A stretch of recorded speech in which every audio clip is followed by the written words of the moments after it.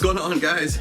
We got a Christmas vibe going on here. It's December 1st, MA76 B-Ball, I'm back at it. My kid's going nuts. We just put up the Christmas tree, so they're probably gonna come through here any second. Anyway, so we've got the final performance on the Crossover Culture Kayo LP2. So background, 12 hours of use, all right? So 12 hours of testing, 6 sessions. I had one session on an outdoor court, and I had one session last night on a pretty bad court. Not dirty, but slippery and dry. So without further ado, let's start talking about the traction. Okay, so you can see with some of these close-up pictures here, the traction, to me, when I look at it, the traction looks like kind of a wavy herringbone type of pattern. And on top of the traction, you have these little nubs, which totally remind me of the brand black rare metal. Almost the same thing. So how did the traction fare? On clean courts, I had absolutely zero issues, no wiping. It doesn't squeak, but that's not a big deal for me. So I didn't have to worry about it at all on the clean courts. On the outdoor court, the traction was really good on the outdoor court. However, I did notice after that one session on the outdoor court, which is only 2 hours, we played a bunch of 2-on-2 games and stuff. I noticed the little nubs wore down a little bit. So, so be it. I don't think Crossover Culture kind of brands this as an outdoor court shoe. So that's fine. As I said, the performance-wise, it was awesome outdoors. Now, last night on the dry, dusty court, not so good. I had to wipe quite often, and there was a little bit of slipping here and there, but I've had several shoes kind of in those same conditions not fare as well, but it is what it is. But most of the time I play on a really clean court, and I definitely enjoy playing these. Okay, cool, so let's move on to the midsole and the cushioning. Okay, so as far as the cushioning goes, it's called LP2. This is my first experience in a Crossover Culture shoe, so I don't have any, kind of like previous experience.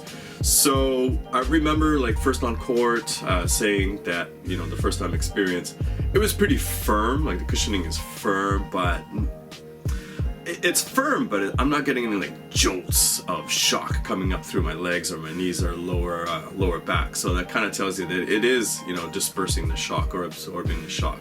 It's just not like a soft plush ride, it's not like Boost, and it's not like Zoom Air or anything like that. So it did its job. It was pretty responsive. I did say in my earlier video, like when you were full on in a sprint, you could feel it responding. So the only other thing that I really want to say as the 12 hours went by, for me, it did not really soften up. I would have to say it was more of a case that I got accustomed to it. But in terms of, getting it softer as I, stepped and walked around or whatever, that didn't happen at all. But like I said, performance-wise, when you're full on, it's responsive. It just doesn't have that plush feel if that's what you're looking for. I just want to say something though. Aesthetically, I love this midsole. I think I mentioned it in my previous video. It has all these like, it's got, I don't know what you want to call it. It's like a marbled, crushed type of look. I've got some close-up pictures here. I just love how it looks. It's just pretty cool, and it's got, when you to the touch, it feels rad, and you kind of get the idea that it is being crushed. But I just think aesthetically it looks good. So, but anyways, final word on that for 12 hours for performance. It did not soften up for me. I'm a light guy. However, I had no issues. It didn't hinder me at all. It did what it's supposed to do. Cool. Let's move on up to the upper. Let's talk about the materials up here. Alright, so on the upper, you've got a couple hits of leather. You got a hit here on the tongue and right around the heel. So that's nice for aesthetically. It just looks good. It's a nice tumbled leather. But, that's not a huge deal for performance on the court.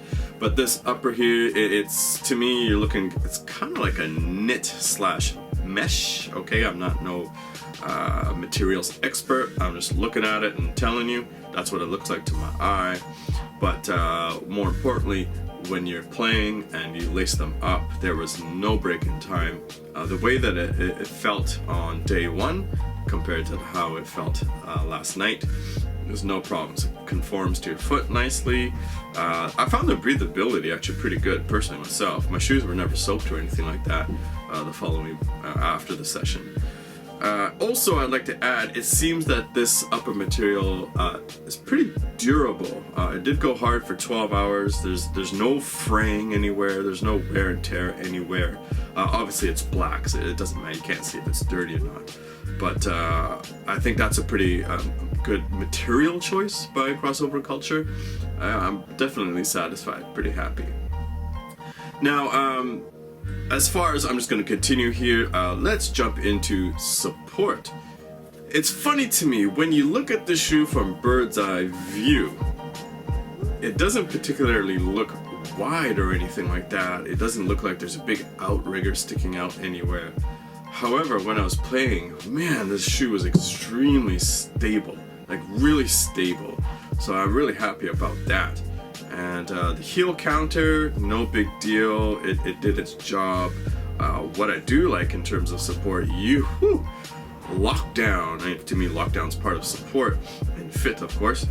The lockdown, like the heel area is so plush. There's so much cushioning around there. So it's actually not as high as it looks. Maybe you can't tell, but the last eyelet is here. So obviously it doesn't go all the way up. So the last eyelet is here, and once you tie this up, it really locks in this whole area. Now this design is very similar to the brand Black Rare Metal, and I'm happy about that because it works. So the lockdown in this section is great. Now, another big time bonus, and this is what stood out the most for me for this experience. This shoe is actually too big for me. It's a half size too big, and it's quite roomy up here. And it adds to the mix, I've got a skinny foot. So, going into it, looking at it, you might think, oh man, he might have some issues with lockdown or slippage and the foot sliding around. Absolutely zero. The lockdown on this was pinpoint. My toes had all sorts of room up in the front here.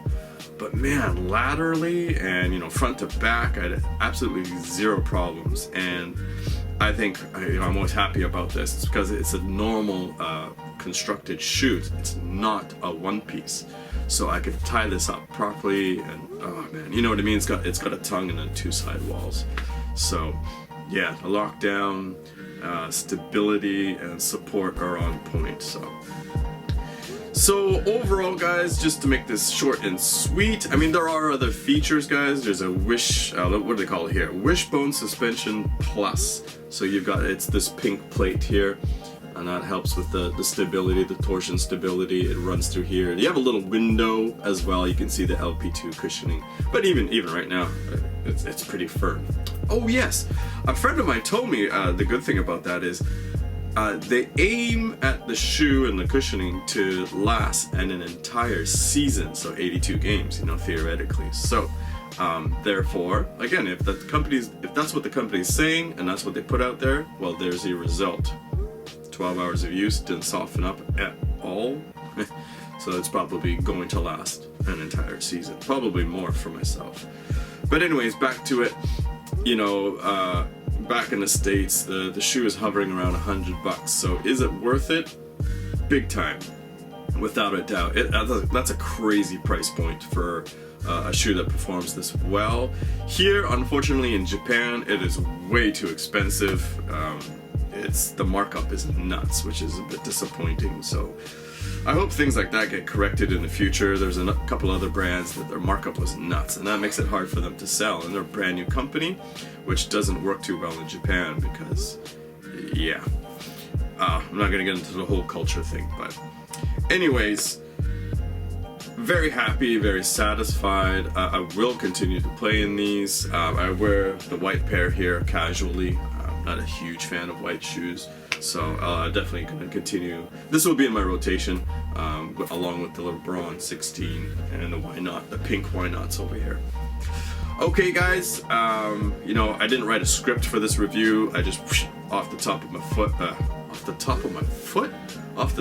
head. I just woke up, and but most importantly, I would like to say thank you to Crossover Culture for sending out the entire kit and the shoes for me to test.